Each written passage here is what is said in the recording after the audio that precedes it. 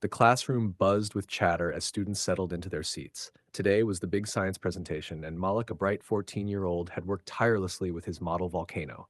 His hands shook with excitement as he waited for his turn. Next, Malik Johnson, the teacher called, her tone sharp. He stood, carrying his project, smiling at his classmates. But before he could begin, she snatched the notebook from his hands. Is this really your work? She snapped, her eyes narrowing.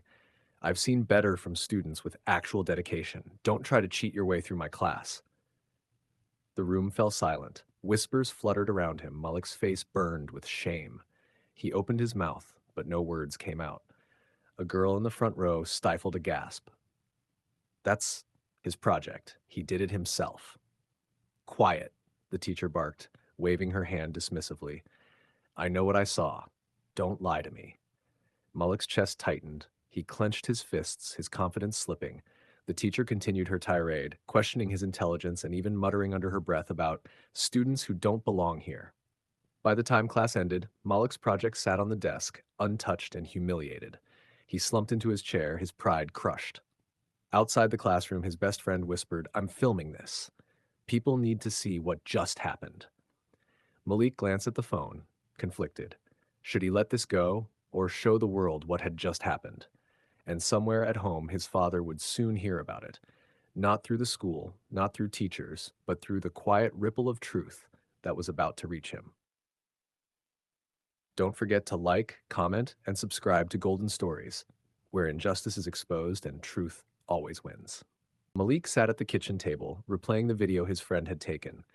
Every word the teacher had spat out echoed in his mind. His hands trembled as he showed the clip to his father, a respected scientist in the community. Dad, she humiliated me. Right in front of everyone, Malik said, his voice tight. His father watched silently, the clip playing on his phone. He didn't raise his voice. He didn't panic. He simply leaned back, eyes narrowing with determination. Malik, he said finally, you did nothing wrong, and this behavior, it has to stop. She needs to know that actions have consequences. Malik felt a glimmer of hope. His father's calm made him feel strong again. The next morning, the father walked into the school's front office. Heads turned as a tall, commanding man asked to see the principal. The receptionist hesitated, clearly unsure how to respond. I'm Malik Johnson's father, he said evenly. I need to speak to the principal immediately.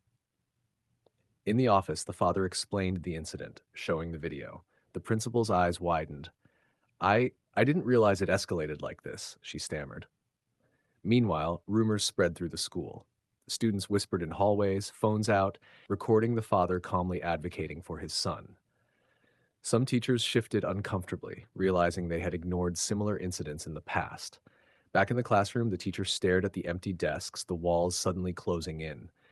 She didn't know that the father's visit had already triggered a chain of events, one that would uncover a pattern of unfair treatment and force her to confront the consequences of her actions. Malik sat at home, watching. For the first time, he felt the scales tipping. His dignity wasn't just his own anymore, it was being restored. Don't forget to like, comment, and subscribe to Golden Stories, where courage and truth always come first. By the time the father left the principal's office, word had already spread through the school. Teachers whispered in hallways. Students crowded in corners, phones recording every movement. Malik felt a mix of pride and nervousness as he watched from the classroom doorway. The principal had launched a formal investigation. Emails were pulled. Previous complaints from students were dug up. The teacher, once confident and untouchable, now sat in her empty classroom, staring at her desk, hands shaking. It wasn't just Malik. Other black students came forward, recounting moments of humiliation, unfair grading, and whispered insults. Evidence piled up, screenshots, recordings, even a notebook with notes on which students didn't belong. The teacher's smug facade began to crumble. Her colleagues avoided her gaze. Even students she had always favored now looked at her with suspicion. Malik's father returned to the school the next day, calm but commanding. He requested a staff meeting. Every teacher, administrator, and counselor was present. Phones were out, whispers filled the room. This isn't about one incident, he began. This is about a pattern. Students have been humiliated, marginalized, and treated unfairly based on their race. And it stops here. The teacher's lips parted, but no words came. He continued, "We must ensure every child feels safe, respected, and valued. We must hold people accountable, not because of fear, but because justice demands it." Malik watched his father's words ripple through the room. The teacher's shoulders slumped. She finally realized that this wasn't a private reprimand. It was exposure, public, undeniable, and transformative. For Malik, it wasn't just relief. It was a lesson. Courage, calm, and truth could shift the entire balance of power.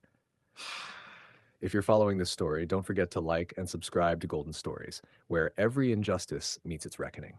The day of the confrontation arrived. The staff meeting room was tense, filled with teachers, administrators, and counselors. Malik sat quietly in the back, shoulders squared, clutching his notebook. The teacher walked in, her usual confidence gone. Whispers followed her.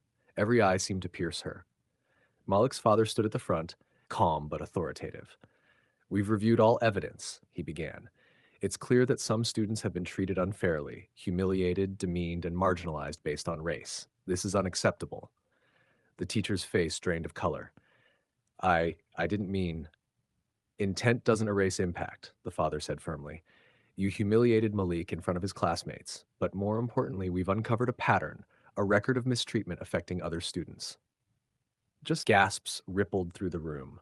The teacher's lips quivered. She realized this wasn't just about one incident, it was about accountability. The principal nodded. "Effective immediately. You are suspended pending further review. We are committed to providing a safe and respectful environment for all our students." Malik exhaled, relief washing over him. For the first time in weeks, he felt a weight lift off his shoulders. The father placed a hand on Malik's shoulder. "Remember this day, son. Courage, calm, and truth are stronger than anger. They command respect and bring justice." Outside the room, students whispered, some clapping softly, others recording the moment. Malik's classmates approached him, apologizing for not standing up sooner, inspired by his resilience. The teacher left the school quietly, her arrogance replaced by a humbling awareness. Actions, no matter how small, have consequences. And for Malik and his father, dignity had been restored, a powerful reminder that justice, when pursued wisely, always finds its way. Don't forget to like, comment, and subscribe to Golden Stories, where courage, truth, and accountability always triumph.